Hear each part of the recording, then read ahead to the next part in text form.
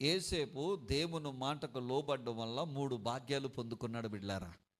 Number 1, మరియమ్మలో గర్భములో నుంచి భూమి మీదకి జగద్రక్షకుడు వచ్చుచుండగా మొట్టమొదటిగా చూచే భాగ్యము దేవుడు ఏసేపుకే అనుగ్రహించాడు. దేవునికి స్తోత్రం కలుగునుగాక.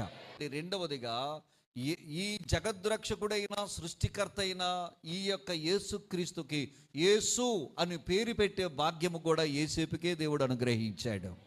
మూడవదిగా సర్వ సృష్టిని తన వాక్కు ద్వారా సృజించిన దేవుడు, అరణ్యములో 40 సంవత్సరాలు ఇశ్రాయేలును పోషించిన దేవుడు, ఈ లోకములో నరుడిగా జన్మించిన తర్వాత పోషించే భాగ్యాన్ని పొందుకున్నవాడు యేసేపు ఒక్కడే. యేసయ్యకు మహిమ కలుగునుగాక. మొట్టమొదటిగా చూచే భాగ్యాన్ని దేవుడు యేసేపుకి ఇచ్చాడు. పేరు పెట్టే భాగ్యాన్ని దేవుడు యేసేపుకి ఇచ్చాడు. మూడవదిగా యేసయ్యను పోషించే భాగ్యము కూడా ఎవరికి ఇచ్చాడు చెప్పండి? యేసేపుకి ఇచ్చాడు.